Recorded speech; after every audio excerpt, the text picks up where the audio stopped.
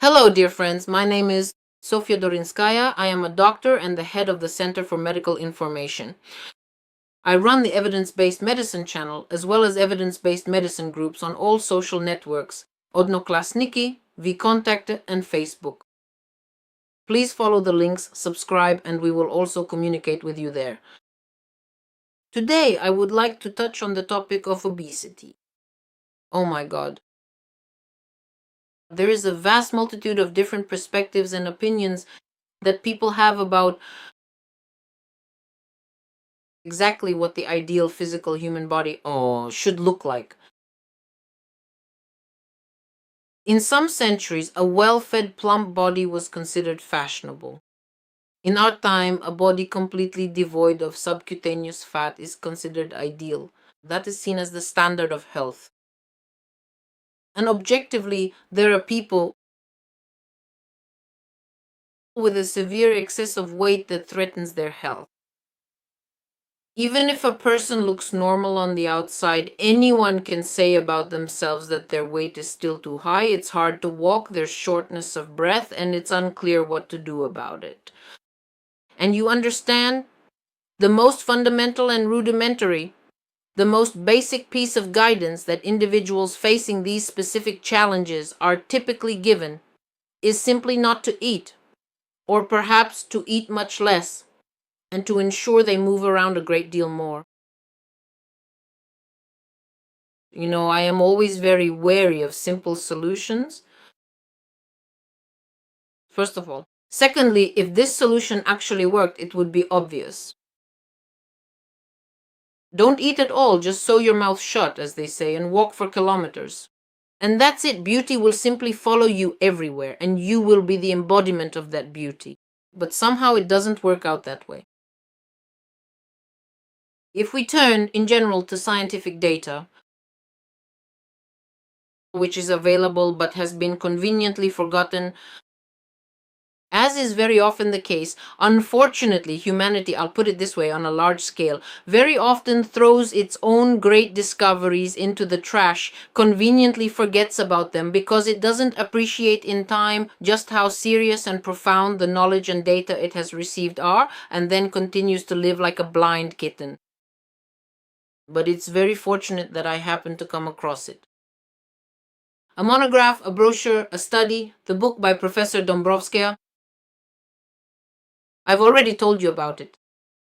And I even read it out loud here in a video once. I even said, listen everyone, and don't say you didn't hear it. Unique data regarding the endocrine system. And in principle about tissues as well. The glands of the endocrine system. So what does Dombrovskaya say? Dombrovskaya says that the body's endocrine system is the body's energy system. This means that it is specifically the endocrine system, all of it and each gland individually. And fundamentally speaking, the entirety of this complex biological system is precisely that same kind of battery, that very specific energizer that is carefully positioned deep within a person. Because while the body is biological, it is also, in many ways, a sophisticated machine. It is that very battery that is inserted, built in, created inside the human body. And it is precisely from it that the level of activity depends. What is activity? Activity is energy. Now let's reason further. What will happen? Does the body need energy? It does. Well, it needs it every day. Even if a person leads a sedentary lifestyle, the body still needs energy every day. What will happen if this energy system of the body, this battery, the entire endocrine system starts to fade? For various reasons. What is the main reason in the modern world for why this energy system starts to fade? It's not even a sedentary lifestyle, it's the pills, the endocrine system. It's the various kinds of treatments that a person starts to receive. And a side effect of almost all medications, 99%, is vitamin deficiencies. We've already talked about this with you. So then, when a person's energy system starts to fade, the human body, attempts to compensate for this by gradually increasing the amount of fat tissue. Fat cells do not divide. Those who are interested know this well, and of course doctors know it too, right? They simply swell up and the amount of fat stored in the cells increases. What is fat? Fat is energy, but it's an alternative method. We're talking about a biological machine. Such a machine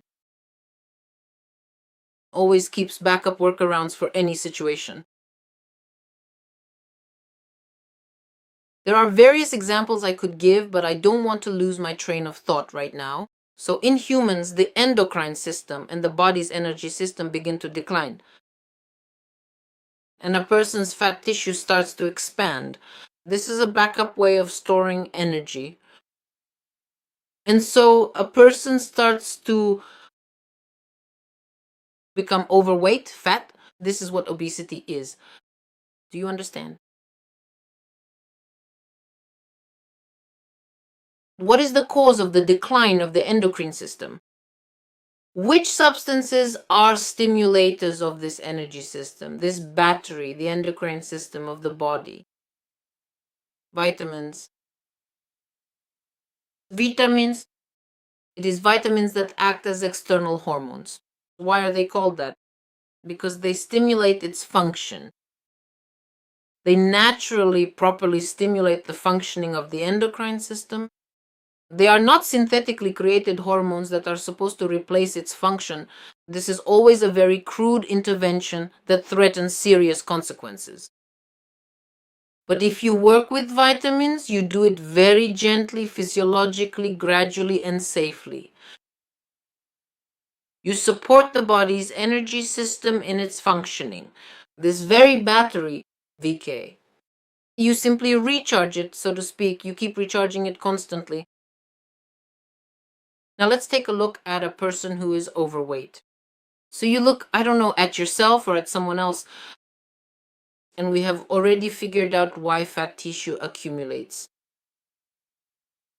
Because the body has switched on an alternative energy source. This means that the body's own energy system is fading. This means that when you look at a pathologically overweight person, you are looking at someone with severe vitamin deficiencies. That is what you are seeing. If that's you, then you are looking at yourself, at a person with severe vitamin deficiencies. There's no point in blaming yourself, no point in devaluing yourself, no point in scolding yourself, crying, asking, why am I so unattractive? Why am I so ugly? And so on. No, this is a disease state of a deficient body.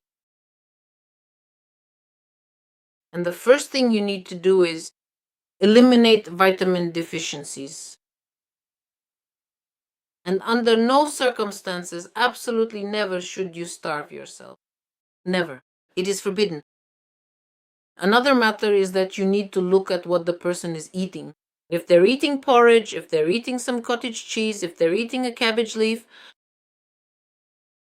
then that is starvation. A person should eat meat. When you look at an overweight person, you are looking at a hungry, severely malnourished person. This person should eat meat 5 to 6 times a day.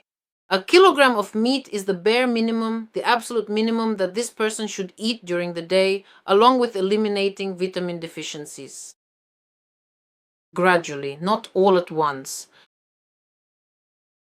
Nothing happens instantly in the physical universe if it is to happen reliably. Nothing happens immediately. After some time, the person will start to feel physically much better. And it won't even take that long. Gradually, he will start waking up in the mornings feeling quite energetic. He will notice that his endurance level has increased. He will notice that if before it was even hard for him to walk to the bus stop, now he can already make it there quite energetically. And he needs to keep going. So you might be wondering, what exactly will happen next in this process? Well, if we continue with this approach, the body will naturally and gradually start to eliminate all of that uncomfortable swelling. The person will realize that The amount of urine he produces is many times greater than the amount of liquid he drinks. When a person's swelling goes down in this way, it can happen in several stages. If there is a lot of swelling, then after each reduction, the body will deal with the consequences of stagnant phenomena. These are usually of various kinds. Inflammatory processes, because stagnant phenomena always lead to inflammation. The person may feel unwell. I forgot to mention something else, but I'll start talking about it now. A person who is overweight should never physically exhaust themselves at the very beginning. Never. This could kill them. Why? Because at the stage of vitamin deficiencies and when you first start addressing them, vitamins should be used to eliminate deficiencies, not for immediate needs. So, if there are overweight people watching me who are exhausting themselves in the gym, I ask you to stop. Because this situation is truly life-threatening.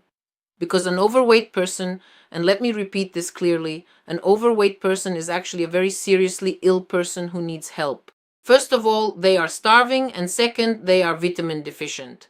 If you start increasing physical activity while you have vitamin deficiencies, you will only harm yourself further. Let me tell you about a very tragic case. So, such a person should never start getting their body in order with physical exercise. They live as they always have. Moreover, when vitamin deficiencies are being addressed, a person should actually reduce physical activity. I repeat, because vitamins should be used to eliminate deficiencies. The body needs to restore its tissues, not waste nutrients on you suddenly running after buses. When the swelling starts to go down and when we begin to see the effects, the consequences of the stagnant processes, as a rule, are like this. Something like the flu, a certain condition, maybe even a fever, and you might have to take antibiotics. That's for the doctor to decide if it gets to that point. Although, in my experience, I've never seen anyone get hit that hard. No one ever had a temperature above 38 degrees Celsius, maybe 37 and something. But here as well, there should be no physical activity at all. When a person is in the prodromal stage, in this pre-illness state, they should be lying down again. And what should they do? Eat plenty of meat and take vitamins. They still shouldn't be burdened with any physical exercises at all. Of course, if a person feels like it, if they enjoy light walks, that's fine, but nothing more. And then gradually, step by step, as the endocrine system recovers. And endocrine tissue is similar to embryonic tissue, and it is guaranteed to regenerate if at least a small part of it remains. It will definitely recover. That is exactly why, ladies and gentlemen endocrinologists, when you deliberately use medications to bring a person to the point of having their thyroid gland removed, that is a professional crime. Because it is actually quite possible to restore the thyroid gland and not turn a person into a disabled individual. So endocrine tissue, the tissue of the endocrine system, is similar to embryonic tissue. And with the right approach to working with this tissue, you can fully restore the functioning of the endocrine system. A woman who at 40 said she had a genetically early menopause, everything is being restored perfectly for her, because that's nonsense, that's a lie. We are simply observing the decline in the endocrine system's function for a reason, and this reason needs to be found. So then, what is the next step in the program? So a person stimulates they successfully eliminate all their underlying vitamin deficiencies, and as a result, their entire endocrine system begins to fully recover. At a certain stage in this healing process, yes, there eventually comes a specific point when you can gradually and safely start doing various physical exercises. Because the second part of the journey, the second phase of your recovery, well, the second answer to how to prolong the health of the endocrine system is movement. It's true. It's really true. A sedentary lifestyle is the issue. But it doesn't really help improve the functioning of the endocrine system. But that's only at the very end, when everything is great, when this increased level of activity really works to your advantage and doesn't destroy what is already barely hanging on. I know that right now in Russia there is some kind of program, maybe more than one. I don't know exactly where I heard about it. My husband, he watches his video channels, and he was watching the channel of a Russian winemaker. He shows me, so there's this young guy standing there, quite young. He's short, a bit chubby, but it's a pleasant kind of chubbiness. It's clear that he's a short person, and usually people like that, well, that's just their build. So he's this good-natured guy, a winemaker. He tastes things, tells stories. That's clear. And obviously someone got into his ear and told him, you need to lose weight, you need to lose weight, you need to lose weight. And so this person disappeared from view. He stopped making videos. Then videos started appearing again. He became twice as big. The swelling was so bad that when he was recording videos, he could barely speak. You could see that the person was just about to talk himself right into pulmonary edema. I mean, it was obvious that the swelling was already severe. His eyes looked like they had lenses over them. He could barely see anything anymore. And he literally recorded one or two more videos in that same condition. I can't remember exactly. And then there was an announcement on the channel that he had died. Since this was a blogger my husband used to watch, he started wondering why such a young guy. What happened to him? It turned out that he had gone away to that very clinic. I see that it's being advertised. What kind of clinic is this? It's some kind of cottages in the woods. And people there are actually starving. They're starving and being forced to exercise. People like that come there. Overweight people. They're completely denied food. I think they only drink water there. Maybe some teas too. And so that's what happens. You're fat, come on, run. And the person died. As in my humble opinion, you are the only person in the entire world who truly and deeply understands the complex field of vitaminology, exactly the way it should be known. I can say with absolute certainty, since this is a winemaker, that alcohol causes absolutely standard vitamin deficiencies. And this person died. How did he die? After this fasting, he came back all swollen. They drove him back into the gym, and there he had a blood clot break loose. We've already discussed what blood clots are. First and foremost, it's a vitamin A deficiency. A vitamin deficiency. And a deficiency of vitamin A is always linked with pellagra. Always linked with pellagra. And alcohol, it always causes pellagra and beriberi. So if a person regularly drinks alcohol, you can be absolutely sure they have pellagra and beriberi. And what we observed in this person, what he was demonstrating, he was showing very specific vitamin deficiencies. And if this person wanted to lose weight, it was absolutely forbidden for him. He ended up in a place where there was complete starvation and physical exercise. This person should have gone to a clinic where patients are put on bed rest and given a diet focused on lots of meat and some fruits, vegetables, and of course a certain amount of carbohydrates so that it wouldn't turn into a keto diet. And he needed to address his vitamin deficiencies until the physical symptoms clearly showed that he could gradually start including more regular physical exercise in his routine. There, as you can surely understand and appreciate, things began to change for the better. There is an uninformed and deeply prejudiced attitude toward people who are overweight, and many untrue and harmful misconceptions about these people, falsely asserting and suggesting they constantly consume absolutely everything that's not nailed down. Oh, please excuse my informal language. This is simply rudeness, and it's medieval thinking. You can't treat these people this way. You can't, if it's, well, as you know about yourself, you would never treat yourself like that. You need to clearly understand that you are a person suffering from vitamin deficiencies because your excess weight is a sign of your body's energy system fading. It's your endocrine system, and it's declining because it lacks essential nutrients. And this excess weight is simply the body creates an alternative energy source, so to speak. And it doesn't use it because if the battery runs out, the body will die. And the body doesn't want to die, so it stores it there just in case, so there's enough energy. Do you understand? If your weight is increasing, let me tell you, as we wrap up, if your weight is going up, if your weight is increasing but your measurements are not, or only within some reasonable margin of error, it means a good process is happening. It means that your bones are being restored, that is, remineralization is taking place, and your bone tissue is improving. It means that the mass of your internal organs is increasing, and this happens during a program aimed at eliminating deficiencies. I don't know where else this could happen. But if body mass is increasing but measurements are not, that's correct.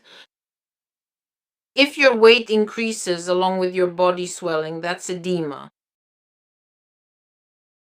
Water weighs a lot.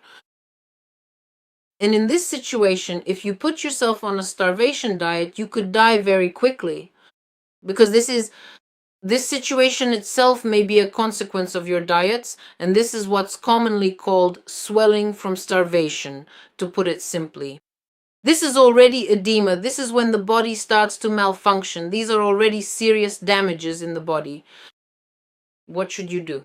Come to our deficiency elimination program, because otherwise you simply won't be able to cope with this. If your measurements are increasing and fat is being deposited in so-called fatty areas, that is, in certain specific places, this indicates hormonal imbalances. What should you do? Join the deficiency elimination program. You could go to endocrinologists, but nowadays endocrinologists work so crudely, so roughly. They intervene with synthetic hormones, and the consequences of this, since you see, when you naturally stimulate the endocrine system, since everything in it is interconnected, it naturally adjusts its own functioning. Because sex hormones suppress thyroid hormones, the thyroid suppresses other hormones, our adrenal glands, adrenaline, it's all interconnected. Our hormone production should be cyclical, which is regulated by the pituitary gland as well as sleep and so on. All of this needs to be in harmony. And each of these glands needs vitamins, minerals, trace elements, and a certain level of protein. And all of this needs to be taken into account, you see. So if your weight is increasing and fat is being deposited in, so to speak, fatty areas, this is a disruption in the endocrine system.